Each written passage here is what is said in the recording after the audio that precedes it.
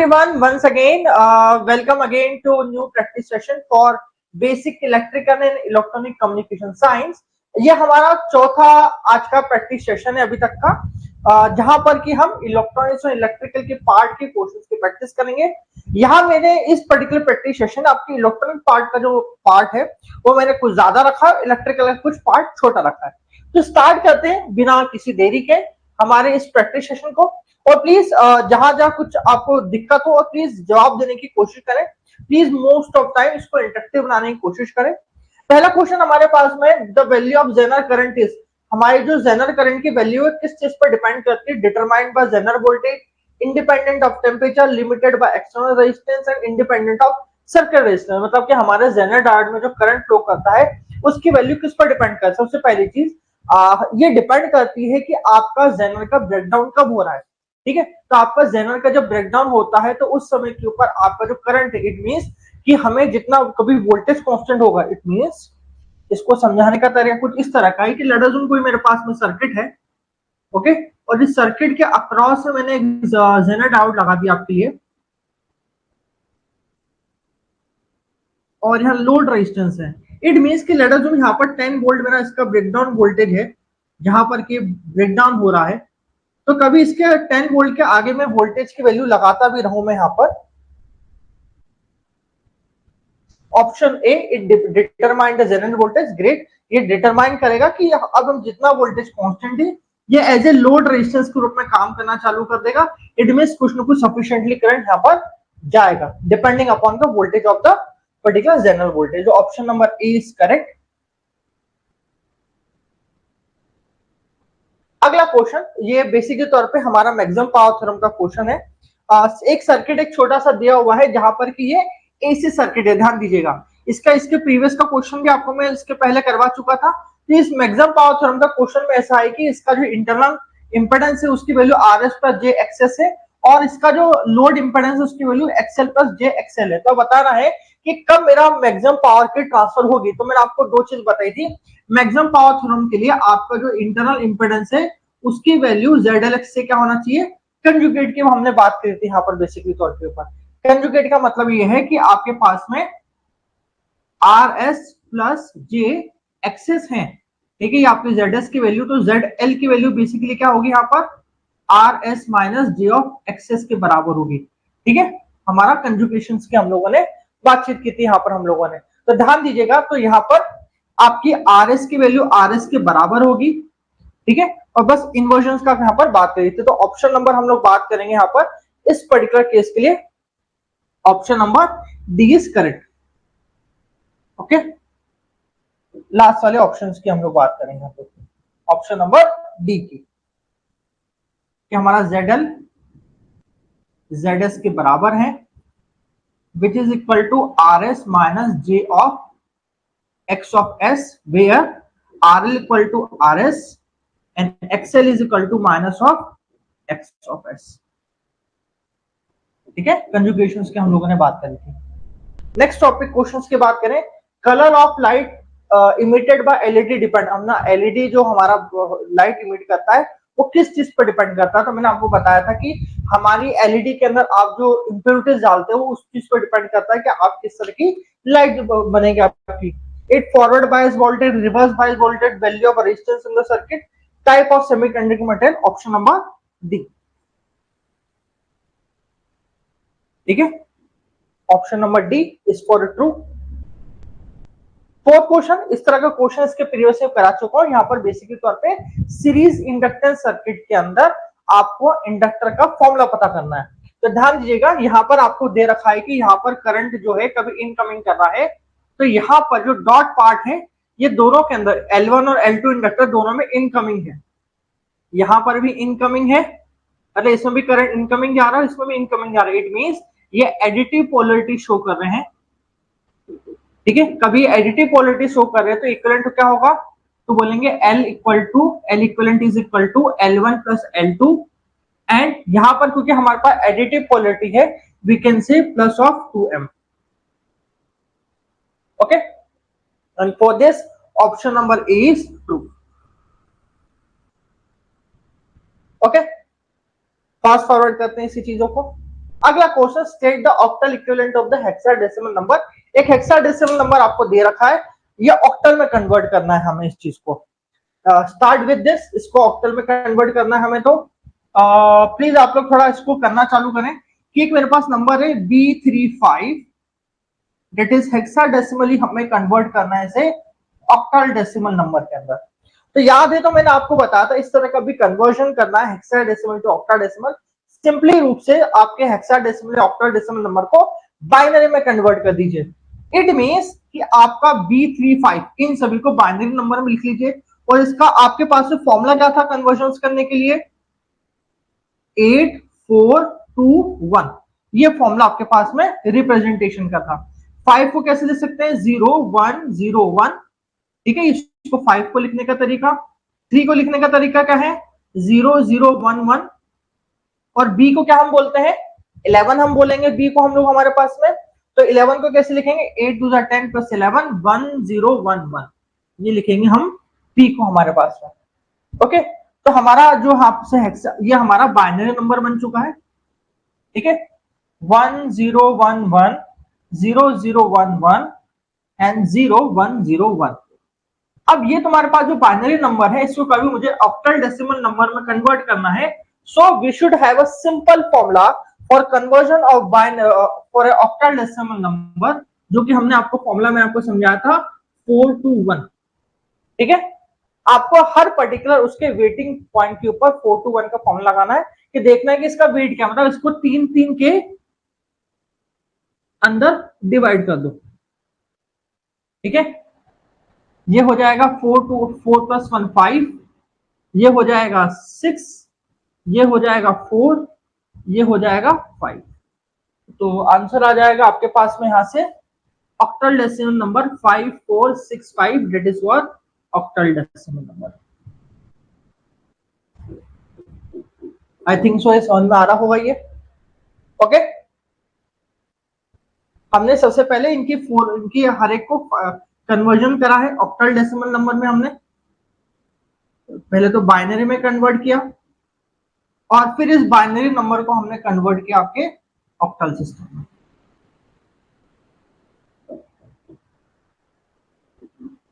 Okay, simple as it. Okay ji, आगे बढ़ते हैं।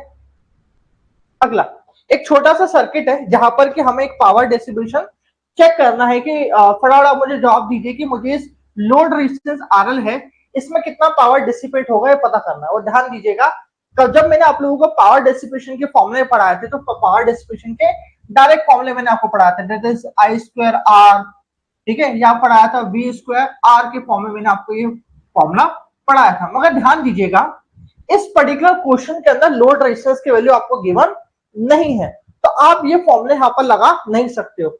इसके बदले आप क्या कर सकते हो यहाँ पर, तो यहाँ पर आपको ये करना पड़ेगा, इस सर्किट के अंदर आपको इसके अक्रॉस मिलने वाला वोल्टेज पता करना पड़ेगा, और इसमें फ्लो करने वाली करंट की वैल्यू पता कर लोगे तो आपको कितना पावर डिसिपेट यहां से हो रहा है, इसकी वैल्यू आप यहां से निकाल सकते हो। फॉर सेक ऑफ सिंप्लिसिटी, यहां पर आपको क्योंकि सीरीज सर्किट आपको गिवन है, तो यहां पर करंट I की वैल्यू गिवन है, जो कि इस लोड रेजिस्टेंस पे भी फ्लो कर रही थी, ठीक है। सो यहां से हमें डिसिपेट पावर करने के लिए करंट की वैल्यू दे रखी है, इट इज 0.5। बस हमें अब लोड रेजिस्टेंस का अक्रॉस कितना वोल्टेज है BL, इसकी वैल्यू बस हमें पता करनी है। So how to find out that particular voltage, तो उसके लिए ऐसा करें कि यहाँ पर हम लगाएंगे KVL रूल लगा दीजिए यहाँ पर आप लोग, कि आपको यहाँ पर वोल्टेज VL फाइंड आउट करना है। तो देखिएगा, जब मैंने आप लोगों को इलेक्ट्रिकल सर्किट पढ़ाया था, हमने कहा था कि कभी कोई करंट सीरीज सर्किट में जा रहा है तो रेजिस्टेंस के अक्रॉस फिर प्लस और फिर माइनस का वोल्टेज ड्रॉप होता है मेरे पास में। तो इसको हम अप्लाई करेंगे KVL रूल, और हम यहाँ पर फाइंड आउट करेंगे यहाँ पर हमारा VL का वोल्टेज। तो माइनस का 50 वोल्ट, प्लस का V50 एंड प्लस का VL is equal to 0। V50, तो बेसिकली तौर पे हम कहीं वोल्टेज इसका निकालें तो क्या होगा, यहाँ पर करंट की वैल्यू दे रखी 0.5 और रेजिस्टेंस की वैल्यू 50 ओम, तो यहां से हो जाएगा 25 वोल्ट का यहाँ पर वोल्टेज ड्रॉप है मेरे पास में, plus VL is equal to 0। तो यहां से VL की वैल्यू कितनी हो जाएगी हमारे पास, 25 वोल्ट हमारे पास में वोल्टेज की वैल्यू हो जाएगी। अप्लाई करें ऊपर इसे 0.5 इंटू 25 दैट इज 12.5 वॉट, जो कि हमारा पावर डिसिपेट हो रहा है। ठीक है, option number D is your answer, simply रूप से। ओके, यहां कोई दिक्कत? आगे बढ़ते हम लोग फिर। यहां कोई किसी को कोई डाउट आ रहा है उस पर्टिकुलर क्वेश्चन में? तो चलिए नेक्स्ट क्वेश्चन। मैंने आपको ओपीएम के बारे में बहुत सारी जानकारी दी और आइडियल ओपीएम की कैरेक्टरिस्टिक मैंने कहा था रट लेना। हर बार क्वेश्चन आइडियल ओपीएम बनता है। ये वन ऑफ द क्वेश्चन है, इसरो का वन ऑफ द क्वेश्चन है आपका, तो मैंने वहां से उठाया कि एक आइडियल ओपीएम के अंदर क्या होना चाहिए। तो ध्यान दीजिएगा, आइडियल ओपीएम के अंदर हम जो इसकी इनपुट इंपेडेंस आउटपुट इंपेडेंस की बात करते थे, तो या तो हमने उसको इनफाइनाइट पढ़ा था या हमने उसे जीरो पढ़ा था। ठीक है, तो हमने ये बात कर सकते हैं कि low input impedance is wrong answer and high input impedance is a wrong answer, क्योंकि ये प्रैक्टिकली रूप से पॉसिबल है, मगर आइडियल इनकी सिग्निफिकेंस नहीं है मेरे पास में। यहां पर ऑल ऑफ द अबव कारण नहीं हो सकता है। तो एक अगली चीज जो यहां पर पॉसिबल है that is high open loop gain. ठीक है, इसके जो ओपन लूप गेन है उसकी वैल्यू हमारी क्या हो जाती है, इसके अंदर हाई हो जाती है। ओके, ये हमने आइडियल ऑपरेशन एम्पलीफायर के अंदर हम बात करते हैं। अगला एक बहुत छोटा सा क्वेश्चन, मजेदार क्वेश्चन है यहाँ पर। ये इसलिए लेके आओ ताकि थोड़ा लॉजिकल रूप से क्वेश्चन कहीं बनते हैं तो आना चाहिए, इसे क्वेश्चन बनना नहीं चाहिए, मगर आए तो क्या करेंगे। एक जेके फ्लिप फ्लॉप का क्वेश्चन है। इस जेके फ्लिप फ्लॉप में बोल रखा है कि जब आपकी जे और के की वैल्यू आपने 1 1 रख दी है, तो आपको ये बताना है कि इसका जो आउटपुट की वैल्यू है वो क्या होगी। गिवन दैट कि यहां पर आपके पास में जो क्लॉक पल्स क्लॉक इनपुट है वो आपको 40 किलो हर्ट्ज की दे दी गई है। इन सेंस आपका इस तरह से सर्किट बना हुआ है जहां पर जे और के का इनपुट है। यहां पर एक मेरे पास में क्लॉक पल्स है जो यहां से इनेबल कर रही है मेरे इनपुट को। उसकी फ्रीक्वेंसी मेरे पास गिवन है कि जिस फ्रीक्वेंसी से ये मेरे पास में ऑन या ऑफ हो रहा है उसकी फ्रीक्वेंसी मेरे पास में गिवन है 40 किलो हर्ट्ज। ठीक है, 40 किलो हर्ट्ज का मतलब ये है कि कुछ टाइम के अंदर कभी इसके टाइम पीरियड के हिसाब से बात करूं तो 40 इंटू -3, और इसको थोड़ा और सॉल्यूशन करेंगे हम लोग तो इसको कुछ मिली सेकंड में इसकी वैल्यू लेके आते हैं हम लोग यहाँ पर। 1/40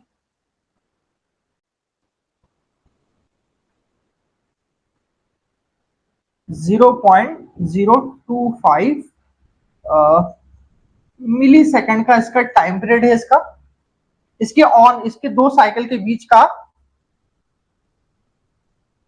यहां से यहां तक का टाइम पीरियड कितना है, 0.025 मिली सेकंड है। ओके, इट सेंस इसका मतलब क्या है, थोड़ा समझाने की कोशिश करूं कि जब लेट अस अज्यूम कि कभी इसकी कभी मैं बात करूं कि ये बेसिकली तौर पे मेरे इंक्रीमेंटिंग साइकिल के ऊपर काम कर रहा है। इट मींस कि जब इसकी वैल्यू 0 से 1 के ऊपर जा रही है तभी अपनी वैल्यू को अब जैसे ही मैंने यहाँ पर जे और के की वैल्यू मैंने यहाँ पर 1 1 पुट कर दी है, तो इनिशियली मैं एजम्पशन करके चलूं। इनिशियल मेरा एजम्पशन ये है कि यहां पर इनिशियल वैल्यू क्या थी, 1 और 0 थी। और ध्यान दीजिएगा जब हम जेके फ्लिप फ्लॉप में वैल्यू 1 1 दे देते हैं तो हम यहाँ पर टॉगल एक कंडीशन की बात करते हैं जिसको बोलते हैं टॉगल कंडीशन। इट मींस आपका जो प्रीवियस इनपुट है उसके वैल्यू को वो क्या कर देता है, चेंज कर देता है आपके पास में बेसिकली तौर पर। ठीक है, इनवर्स कर देता है। दैट इट मींस कभी 1 0 वैल्यू है तो आपकी वैल्यू हो जाएगी 0 1। नेक्स्ट फिर ये आया चेंज के ऊपर, तो फर्दर इसकी वैल्यू क्या हो गई मेरे पास, 1 0 वैल्यू मेरे पास में यहां पर हो गई। तो अब ये जो मेरे पास चेंज आ रहे हैं किस पर्टिकुलर सेट के ऊपर आ रहे हैं, तो इसका हम एक बना लेते हैं यहां पर। इसके क्लॉक पल्स हम लोग जनरेट कर लेते हैं हम लोग यहां पर।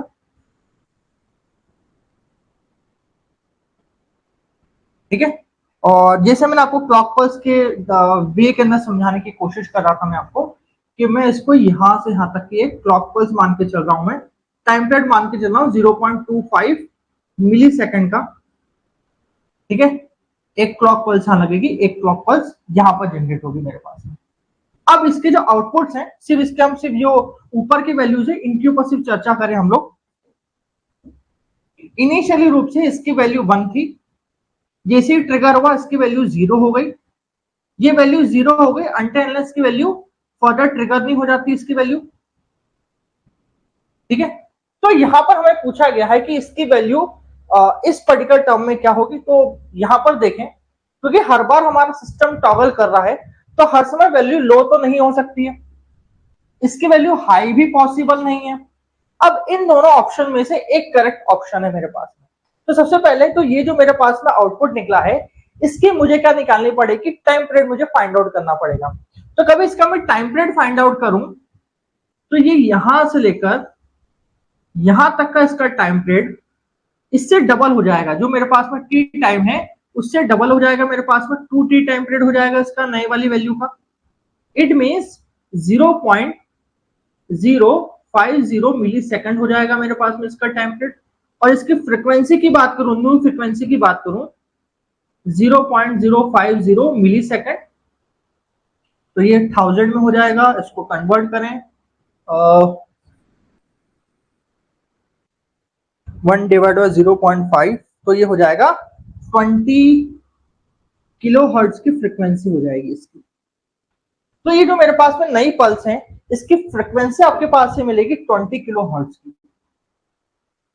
ठीक है, जिस कारण के हमारा जो ऑप्शन है करेक्टेड वे में that should be 20 kilo hertz. ठीक है, क्योंकि हम यहाँ पर टॉगल कंडीशन का एक मैंने थोड़ा ऐसा सवाल की जो पूछा जा सकता ताकि आपके लॉजिकल स्किल में समझा सकूं कि टॉगल कंडीशन होती क्या। तो इस तरह से हम टॉगल कंडीशन को समझाते हैं यहाँ पर हमारे पास में।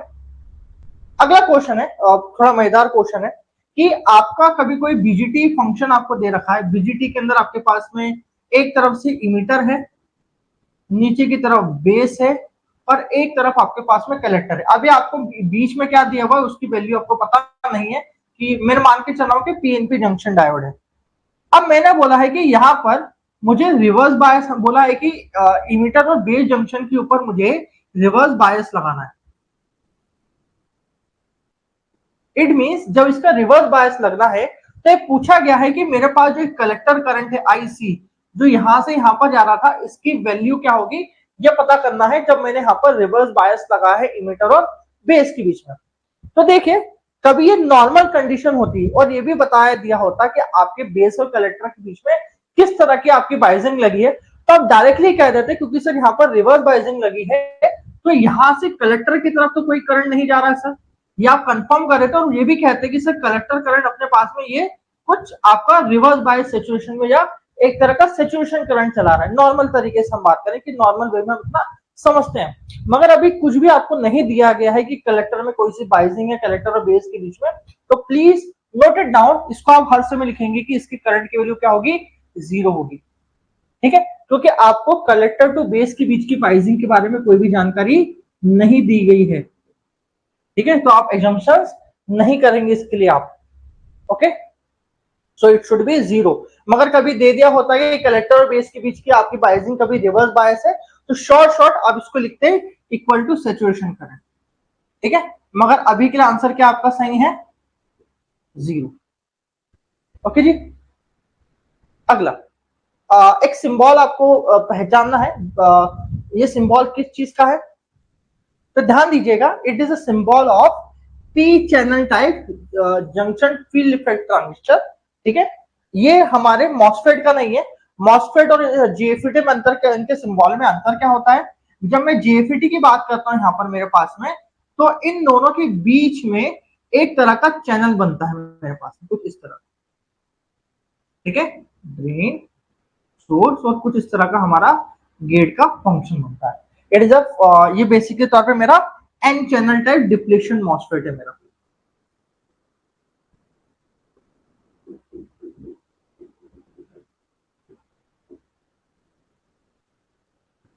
ओके, कभी गेट की साइन जस्ट उल्टी हो जाती तो मैं इसको कहता मेरा पी टाइप का चैनल डिप्लेशन टाइप का मॉसफेट है मेरे पास में। तो हमें इसके सिंबल भी थोड़े याद करने पड़ेंगे। तो मेरा पी चैनल टाइप का जीएफईटी जंक्शन है मेरे पास में यहाँ पर। ठीक है, अगला ability to differential amplifier to reject a common mode signal is expressed as तो इसके मैंने डेफिनेशन पढ़ाई थी, इसको बोलते हैं कॉमन मोड रिजेक्शन रेशो। ये एबिलिटी होती है मेरे सर्किट की जो कॉमन आपके जो मोड के जो सिग्नल्स है उनको रिजेक्ट कर दे। तो हमने पढ़ा था CMMR रेशो, ठीक है।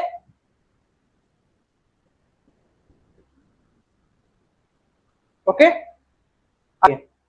एक छोटा सा क्वेश्चन है सीरीज इंपेडेंस वाइज, जहां पर बोला है कि सीरीज RLC सर्किट है आपके पास में, ये एक रेजोनेंस सर्किट पे काम कर रहा है मेरे पास में। आर की एल की वैल्यू आपको यहाँ पर दे दी गई है, यहाँ पर 20 मिली हेनरी। सी की वैल्यू आपको दे दी गई है 0.02 माइक्रोफैराड दे दी गई है यहाँ पर आपको गिवन सर्किट के अंदर। और बोला है कि जो रेजिस्टेंस है इसकी वैल्यू 180 ओम है आपके पास में, ठीक है।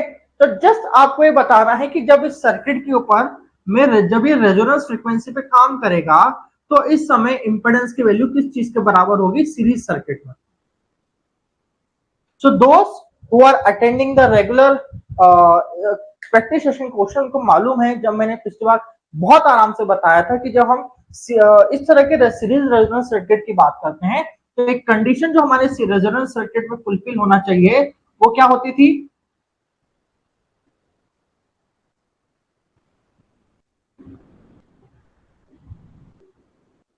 XL minus XC is equal to 0, या फिर हम बात कर सकते हैं कि XL हमारा XC के बराबर हो जाएगा। और कभी हम किसी सर्किट के इंपेडेंस की बात करें R plus J XL minus XC की बात करें तो ऊपर से हमारी रेजोनेंस के टाइम की वैल्यू हमारी ये 0 हो रही है, तो हम यहां से कह देते हैं कि हमारा जो इंपेडेंस है वो किसके बराबर हो जाता है, रेजिस्टेंस के बराबर हो जाता है एट रेजोनेंस,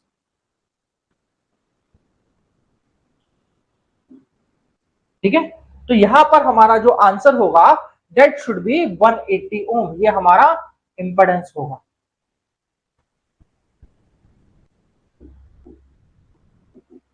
ओके जी, आगे बात करें कि एन टाइप का सेमीकंडक्टर है, देयर आर, अब थोड़ा सा इसके बारे में फटाफट आप मुझे बताइए, इसका आंसर आप लोग मुझे बताइए प्लीज फटाफट, ऑप्शन क्या एक सॉल्यूशन बताइए। In an n-type semiconductor, there are no minority carrier, immobile negative ion, immobile positive ion की holds as a majority carrier. Please give me answer. Answer बताइए इसका। n-type semiconductors कौन होते हैं मेरे पास में, जहां पर जो मेरी जो इम्प्योरिटीज हैं वो कौन से होती है, मेरी पेंटावेलेंट इम्प्योरिटीज लगी होती है मेरे पास में। जब उसमें पेंटावेलेंट इम्प्योरिटीज होती है तो हम बात करते हैं कि उसके अंदर इलेक्ट्रॉन्स ज्यादा होते हैं मेरे पास में, और यहाँ पर इनमें से कौन सी पॉसिबिलिटी है, होल्स का मेजॉरिटी कैरियर होते हैं, तो हमने बोल दिया कि क्योंकि सर ये एन चैनल मॉसफेट है, ओके, क्योंकि ये एन टाइप का मेरे पास में है तो यहाँ पर इलेक्ट्रॉन की अधिकता है मेरे पास में, ठीक है। तो ये चीज तो गलत है मेरे पास में, मैग्नेटिक एरर नहीं होंगे तो ये बात भी गलत है, मैग्नेटिक एरर्स तो कुछ कुछ होंगे मेरे पास में। अब इमोबाइल नेगेटिव आयन होंगे कि इमोबाइल पॉजिटिव आयन होंगे, इसके बारे में चर्चा करना हमें अपने पास। तो हम यहाँ बात करेंगे, जब हम बात करेंगे सिस्टम के अंदर तो मेरे जो इलेक्ट्रॉन्स और आयंस की हम लोग चर्चा करते हैं तो बोलते हैं कभी इलेक्ट्रॉन उसके हमारे पास से निकल रहे हैं तो वहां पर पॉजिटिव आयन स्टेट हमारी रह जाती है, ठीक है। कभी कोई मेरे पास में यहाँ पर इलेक्ट्रॉन अटैच है और इलेक्ट्रॉन हमारे कभी एक्स्ट्रा बाहर निकलता है तो ये जो पर्टिकुलर एटम है ये एज ए पॉजिटिव आयन की तरह काम करना चालू कर देता है, ठीक है। कभी इलेक्ट्रॉन यहां से मूव करता है एन चैनल में से, तो option number C is correct, ठीक है।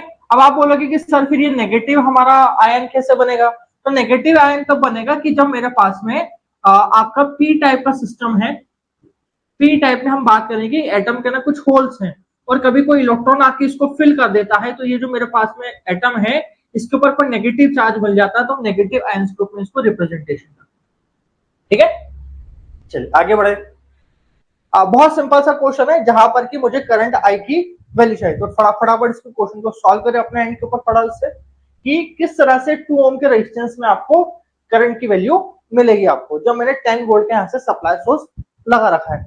जो भी आपको चीज मालूम हो, ओम्स लगाओ, केवीएल लगाओ, केसीएल लगाओ, मैक्सिमम पावर थ्योरम लगाओ, जो मालूम है वो लगाओ और आंसर निकालते रहो, ठीक है। डू इट फास्ट, ठीक है।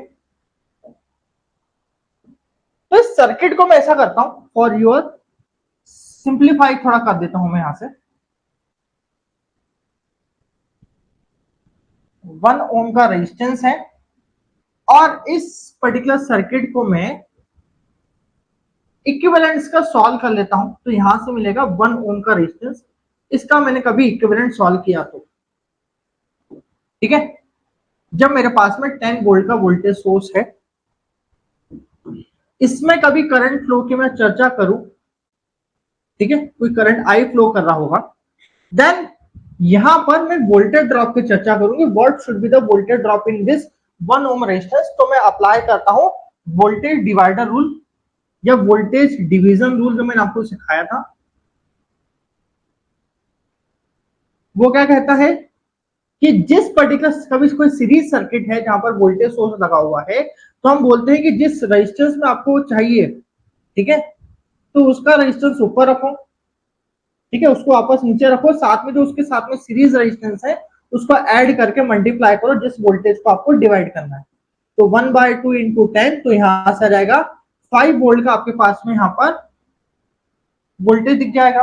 और ध्यान दीजिएगा, जब भी हम किसी पैरेलल सर्किट की बात करें, आपने इक्विवेलेंट सर्किट भी निकाला है, और कभी हम बात करें कि दोनों आपस में पैरेलल हैं, तो कभी वहां पर कभी आपके पास में 5 वोल्ट है, तो यहां पर भी कितना हो जाएगा 5 वोल्ट, यहां पर भी कितना हो जाएगा अपने आप ही 5 वोल्ट हो जाएगा आपके पास में। यहाँ पर कभी दोनों में 5 वोल्ट है और करंट आई की वैल्यू आपको पता करनी है इस सर्किट के अंदर, तो हम बात करते हैं V/R 5/2, that is 2.5 ampere current की हम चर्चा करते हैं।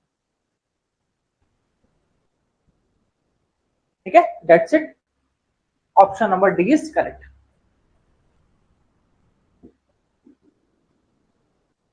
ओके जी।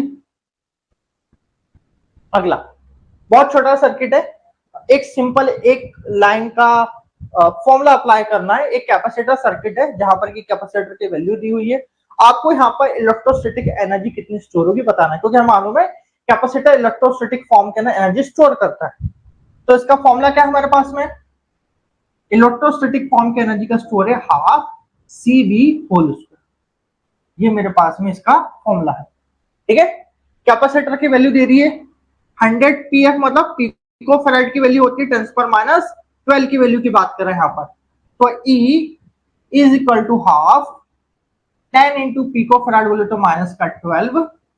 वोल्टेज दे रखा है 50 वोल्ट, यहाँ पर आपको गिवन है V की वैल्यू यहाँ पर आपको 10, 50 इंटू 50 इसका होल स्क्वायर की बात कर रहे हैं हम लोग यहाँ पर।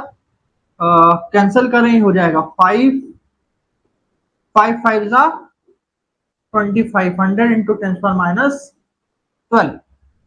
फर्दर करेंगे तो ये हो जाएगा 125 इंटू 10⁻12।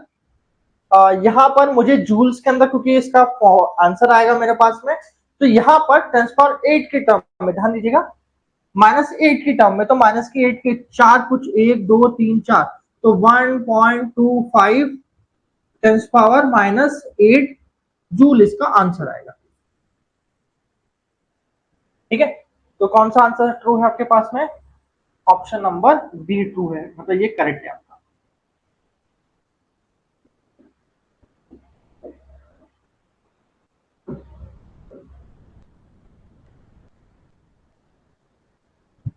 चलिए रहता है electrostatic effect is used in measurement. कभी हम इलेक्ट्रिकल मेजरमेंट की बात करें तो माना इंस्ट्रूमेंट हमारे इलेक्ट्रोस्टैटिक फील्ड पे काम करते हैं, तो वो किस पर डिपेंड करते हैं, तो हम बात करते हैं बिना किसी दिक्कत के they upon depending upon the voltage of the system.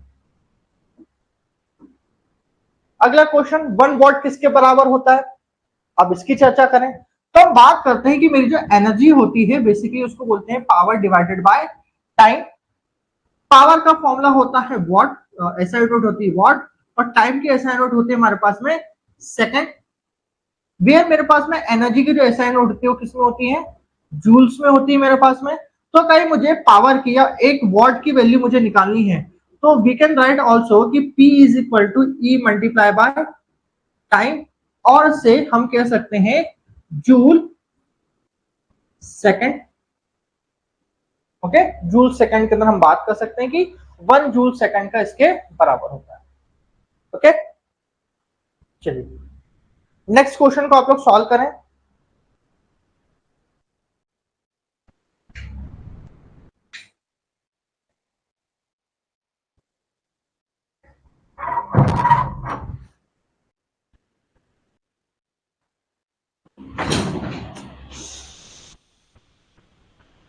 फटाफट इस क्वेश्चन को सॉल्व करें, अच्छी स्पीड चल रही है, चलिए फटाफट इस क्वेश्चन को सॉल्व करें। बहुत छोटे क्वेश्चन लेके आऊं, ज्यादा बड़े क्वेश्चन नहीं कि मतलब आधे सेकंड 15 सेकंड में क्वेश्चन सॉल्व होने वाले क्वेश्चन है। फटाफट बताइए इसका आंसर। आपको यहाँ पर पता करना है कि इस पर्टिकुलर V0 के अक्रॉस में यहाँ पर वोल्टेज ड्रॉप कितना है। बेसिकली तौर पे पूछा गया है कि इस पर्टिकुलर ब्रांच में वोल्टेज ड्रॉप कितना है, यहाँ पे बोला गया है कि इस नोड का वोल्टेज क्या है, ये बताया गया है, ये पूछा गया है। तो सर ऐसा कर लेते हैं, इस सर्किट को पहले हम सिंप्लीफाई करके बना लेते हैं ताकि हमें इसे देखने में अच्छा रहे। तो ये एक सर्किट ऐसा बनाया हमने यहाँ पर, ये ग्राउंडेड है, इट मींस हमने यहाँ पर एक रेफरेंस ले लिया है जो ग्राउंडेड फॉर्म में, ठीक है। यहाँ पर वैल्यू है 12 वोल्ट, यहाँ पर है 12 वोल्ट, यहाँ पर है 2 ओम, यहाँ पर है 2 ओम। और आपको पूछा है कि इसके अक्रॉस में V0 की वैल्यू आपको यहाँ पर पूछी गई है सर्किट के अंदर यहाँ पर आपको, ठीक है। चलिए स्टार्ट करिए यहाँ से आप लोग फटाफट इसको सॉल्व करना आंसर क्वेश्चन को, ठीक है। हमें इस टोटल ब्रांच करना मतलब 2 ओम का और 12 वोल्ट के अक्रॉस में हमें वोल्टेज ड्रॉप यहाँ पर सर्किट में चाहिए, ठीक है। स्टार्ट करते हैं, इसके ऊपर अप्लाई करते हैं केवीएल, इस पूरे लूप में केवीएल अप्लाई करते हैं हम लोग। तो -12 plus 2i plus 2i plus 12 is equal to 0। 12 से 12 कैंसिल हो जाएगा मेरे पास में यहाँ पर, ओके। तो करंट की वैल्यू कितनी हो जाएगी आपकी सर्किट में, 0। इट मींस यहां पर कोई भी करंट की वैल्यू आपकी फ्लो नहीं हो रही है। There should be no current flowing in this particular branch. यहां पर कोई भी करंट की वैल्यू फ्लो नहीं हो रही है। कभी कोई करंट की वैल्यू यहां पर फ्लो नहीं हो रही तो ये सर्किट कैसा दिखाई देगा आपका। अब आपका कभी वोल्टेज ड्रॉप की बात करूं रेजिस्टेंस के अक्रॉस में, तो क्योंकि यहां पर कोई वोल्टेज ड्रॉप नहीं हो रहा तो V की वैल्यू 0 है, इट मींस कैसा काम कर रहा है, एज ए शॉर्ट सर्किटिंग काम कर रहा है मेरे। अब ये मैंने डायरेक्टली कैसे कह दिया कि मेरा एज ए काम कर रहा शॉर्ट सर्किटिंग। तो कभी इस रेजिस्टेंस का अक्रॉस में वोल्टेज ड्रॉप की निकालने की बात करूं, करंट की वैल्यू 0 है तो यहाँ पर वोल्टेज भी कितना हो जाएगा मेरे पास में, अपने आप ही 0 हो जाएगा, V इक्वल टू IR की तरफ से। और वोल्टेज 0 का मतलब क्या, शॉर्ट सर्किटिंग पाथ हो रहा है मेरे पास में। अब मुझे यहाँ पर इसका अक्रॉस में मुझे वोल्टेज चाहिए V0, तो बताइए कितना होगा, गिव द आंसर। तो क्योंकि ये 0 है और यहाँ पर सिर्फ 12 वोल्ट बचा हुआ है तो डायरेक्टली हम लिख सकते हैं कि सर इसके वैल्यू कितना है, 12 वोल्ट होगा मेरा आंसर। तो डायरेक्टली लिख लीजिए 12 वोल्ट का आंसर है इसका, ठीक है। 12 volt is the answer directly, okay. चलिए कुछ दिक्कत आ रही हो कहीं पर तो मुझे पूछ लेना, ठीक है। अगला, if the power factor of circuit is unity is reactive power is. एक पावर फैक्टर का क्वेश्चन लिया, एसी सर्किट का क्वेश्चन लिया, मजेदार क्वेश्चन है। अभी बोला है कि कभी कोई सर्किट का पावर फैक्टर की वैल्यू यूनिटी हो जाए। यूनिटी मतलब क्या, वैल्यू 1 हो जाए मेरे पास में यहाँ पर, तो पावर फैक्टर है यूनिटी, इट मींस वैल्यू क्या हो जाए 1। तो आपको बताना है कि उस सर्किट में रिएक्टिव की वैल्यू क्या होगी, रिएक्टिव पावर क्या होगी, क्यू की वैल्यू क्या होगी, रिप्रेजेंटेशन करना है मेरे पास में यहाँ पर, ठीक है। किस चीज का ए आंसर दिया बेटा, ए आंसर नहीं है, इसका आंसर है बी, ठीक है। इक्वल टू 0 कैसे होता समझाता हूं मैं। कभी हम पावर फैक्टर की बात करते हैं हम लोग, तो पावर फैक्टर होता है कॉस थीटा के equal, cos theta equal to 1, ऐसा कहा गया है।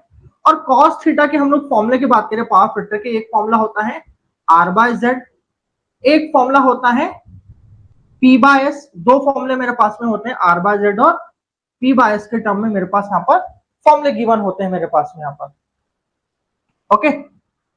अब हम यहां से कह रहे हैं कि कभी आपकी पावर फैक्टर की वैल्यू 1 है तो यहां से जो फॉर्मूला है इसको और इसको हम लोग यहां से ले लेते हैं और कहते हैं कि जो कॉस थीटा है उसकी वैल्यू 1 है, वो इसके इक्वल किसके है, P/S। P बोले तो क्या है आपके पास में, एक्टिव पावर, और S बोले तो अपेरेंट पावर है आपके पास में। और कभी ये 1 इक्वल टू P/S है, इसका मतलब हमें कहना चाह रहे हैं कि जो एक्टिव पावर है वो अपेरेंट पावर के बराबर हो चुकी है, ठीक है। Active power is equal to apparent power के हम लोग यहाँ डिस्कशन की बात करते हैं। और हम बोलते हैं कभी पूरा का पूरा पावर कभी हमारी एक्टिव पावर में जा रहा है तो हम बोलते हैं रिएक्टिव पावर की वैल्यू क्या हो चुकी है, 0। एक तरीका तो ये है पता करने का, ठीक है,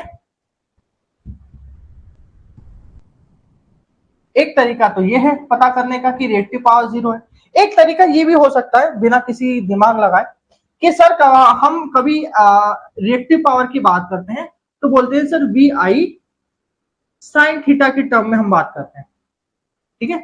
एक तरीका तो ये हो गया। सेकंड तरीके की हम लोग बात करते हैं कि वी आई साइन थीटा होता है। कभी कॉस थीटा की वैल्यू 1 है और कॉस थीटा 1 कब होता है, जब थीटा की वैल्यू आपकी 0 डिग्री हो रही होती है। ओके, तो यहां से साइन थीटा कितना होगा, साइन थीटा कितना होगा, यहां से साइन 0 की वैल्यू कितनी होती है, 0 डिग्री होगी। और इसकी वैल्यू उठा के रखो यहाँ पर Q equal to V I into 0, तो रिएक्टिव पावर की वैल्यू कितनी हो जाएगी, 0।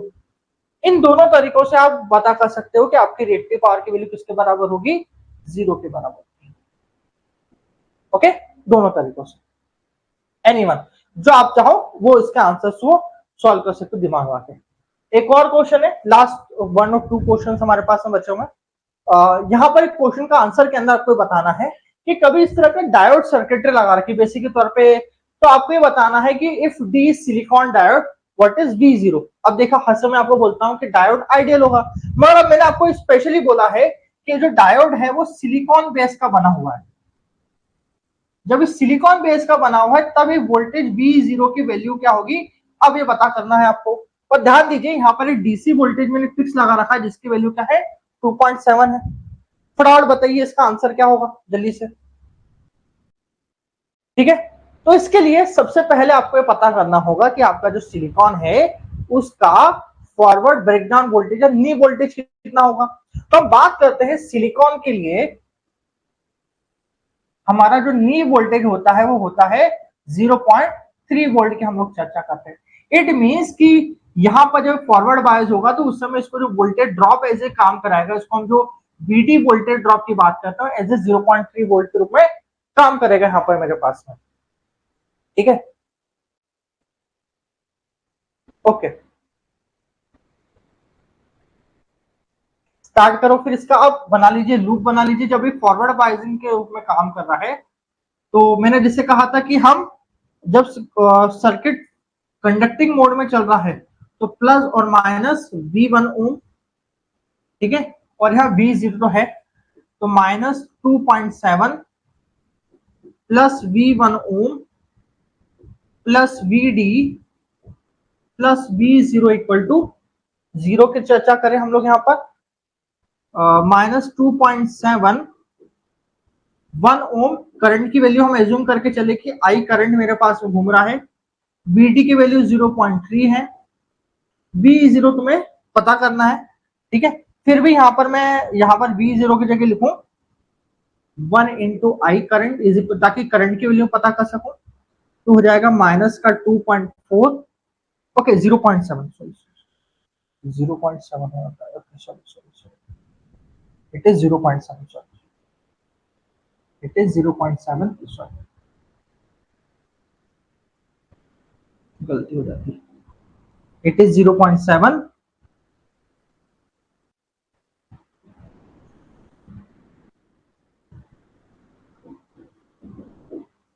so it is minus of 2.0 to I is equal to 0 and then 2I is equal to 2 and I is equal to 1 ampere current यहां से मेरा flow कर रहा है,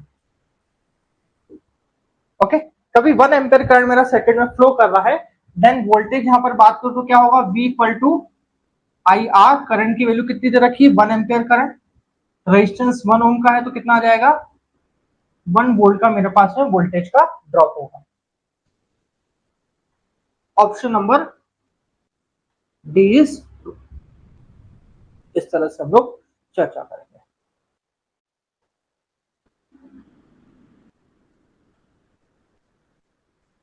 ओके, चलिए last question, but last question for today's session, जहां पर कि मैंने एक बहुत अच्छा क्वेश्चन लिया है, तो मैं चाहता हूं आप लोग पार्टिसिपेट करें। ये बताएं कि एक सीरीज रेजोनेंस सर्किट मैंने बताया है, जिसका बैंडविथ है 2 किलो हर्ट्ज का, बैंडविथ दे दी गई है 2 किलो हर्ट्ज की, यहाँ पर बैंडविथ दे दी गई है मेरे पास में। और बोला है कि कभी existing coil is replace with one having higher Q, कहीं बोले कि जो एग्जिस्टिंग कॉइल है उसकी जगह ऐसी कॉइल लगाएं जिसके अंदर उसका जो क्वालिटी फैक्टर है, क्यू फैक्टर है, वो हायर हो, तब मेरी बैंडविथ क्या हो जाएगी, मतलब मेरी क्वालिटी फैक्टर के हाई होने से मेरी बैंडविथ में क्या अंतर आएगा, ये आप लोगों को पता करना है। तो बेसिकली आपको एक रिलेशन पता करना है, what is relationship between bandwidth and quality factor. Just give me the answer, what is the relationship between quality factor and bandwidth, जल्दी से जवाब दें, what is the relationship between them, bandwidth और मेरे क्वालिटी फैक्टर के बीच में relation क्या होता है।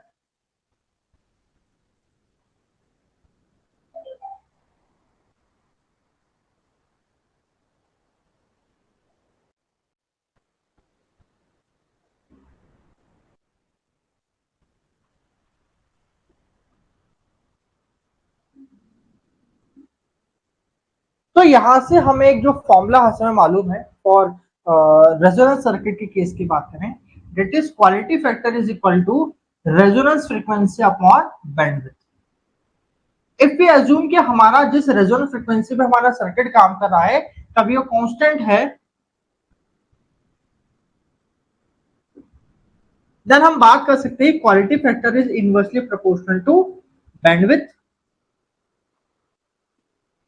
ओके, तो हम बोलेंगे if q is increases bandwidth would be decreases,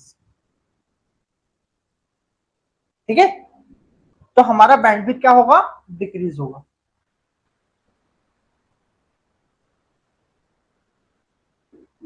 ठीक है, दैट्स इट।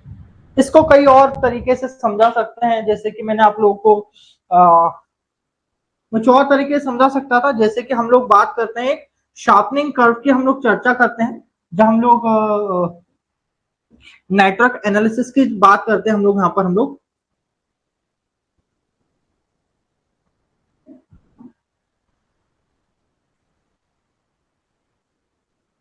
ठीक है, ये आपको यहाँ पर 3 कर्व दिखाई दे रहे हैं यहाँ पर मेरे सामने आपको। ठीक है, ये कर्व के नाम दे देता हूं, A B and C curve दिखाई दे रहे हैं। एक particular some resonance frequency F R के ऊपर दिखाई दे रहे हैं। इन तीनों कर्वों में एक चीज आप देखोगे, यहां पर मैं बात कर रहा हूं कि इन तीनों के अंदर शार्पनेस की बात करते हैं कि ये कितने मोटे, वो जो मैंने आपको रेजोनेंस की बात कर रहा था कि इसकी बैंडविड्थ की चर्चा कर रहा था, तो बैंडविड्थ का मतलब ये होता है कि इसके जो दो फ्रीक्वेंसी हैं वो आपस में कितनी दूरी के ऊपर रखी हुई है,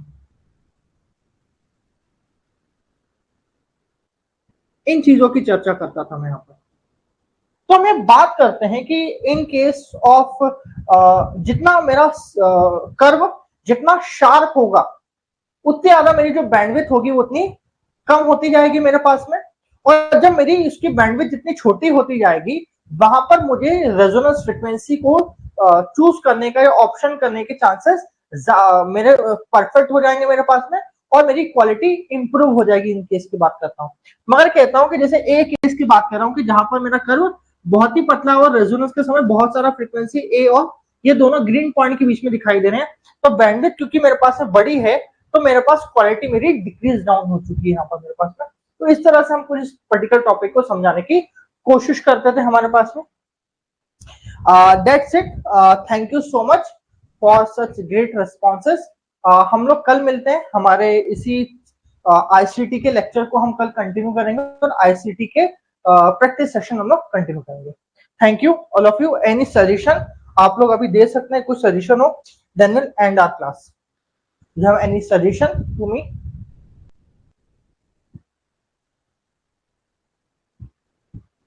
If anyone have any suggestion regarding topics, regarding content of topics, uh, type of questions, किसी और कोई भी तरह का एक्सप्लेनेशन, कहीं पर भी कोई आपको कुछ पूछना हो बताना हो तो बता सकते हैं। I will open for 5 minutes।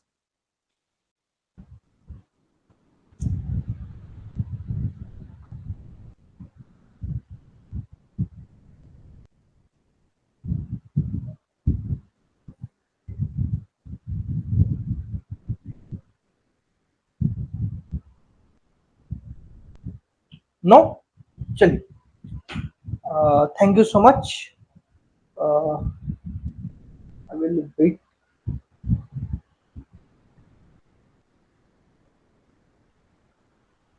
Okay, Gaurav, 30 question आपकी बात तो ठीक है, 30 क्वेश्चन की, मगर हो क्या जाता है कि आईसीटी जैसा जो सब्जेक्ट है वहाँ 30 क्वेश्चन बिलीवेबल है, कि बहुत बिलीव हो सकता है कि हम 30 क्वेश्चन वन वन टाइप के हैं, जहाँ पर सिर्फ टॉपिक समरी समझाना, मगर कभी इस तरह के न्यूमेरिकल पैटर्न की बात करते हैं 20-25 question is more than sufficient as a, एक टाइम पे एग्जॉशन आ जाता है आपके पास। 25-25 क्वेश्चन हम डेली की बात करें, हाँ मैं इसके अंदर क्वेश्चन 4-5 बढ़ा सकता हूँ, मगर ज्यादा लंबा क्वेश्चन पैटर्न होना भी कुछ देर बाद बच्चों को एक्सटॉर्ट करता है कि भैया अब हम क्या करें, बहुत ज्यादा हो रहा है, कुछ दिन बाद आप खुद बंद कर देंगे उससे। तो क्वेश्चन इतने ही लिमिटेड रखते हैं कि बच्चा खुद चालू करके पढ़े उसे, ठीक है। बाकी ठीक है आपका, मैं एक चीज को ले लेता हूँ उस कमेंट को, I will take as a screenshot, और अपने मेंबर्स को बोल देता हूँ ऐसे, क्योंकि जो हमारे टेक्निकल क्वेश्चंस हैं वहां पर लंबे लंबे क्वेश्चंस भी होते हैं, जैसे अभी सर्किट का क्वेश्चन तो बहुत छोटा है, तो हो सकता है सेशन की रेंज और लिमिट ज्यादा बढ़ जाए, फिर भी ठीक है, फॉर नेक्स्ट सेशन मैं कोशिश करूंगा। हाँ, यस यस, जैसे मैंने बताया, स्किल डेवलपमेंट, आईसीटी, एमपी के एमपी का जो आपको क्वेश्चन है वहां मैं आपकी बात समझता हूँ कि यस, वहां 30 नहीं 40 क्वेश्चन हो सकते, क्योंकि आधे सेकंड में जैसा भी इस तरह के क्वेश्चन थे कि जहां पर ज्यादा दिमाग नहीं लगाना था, कैसे क्वेश्चन, ऐसे क्वेश्चन जहां दिमाग नहीं लगाना, सिर्फ टिक करना था और आपको कंसेप्ट समझना, वहां मैं बात समझ सकता हूँ, इट विल बी ट्रू कि 30 नहीं 40 क्वेश्चन हो सकते हैं, ठीक है। Thank you so much Gaurav, thank you.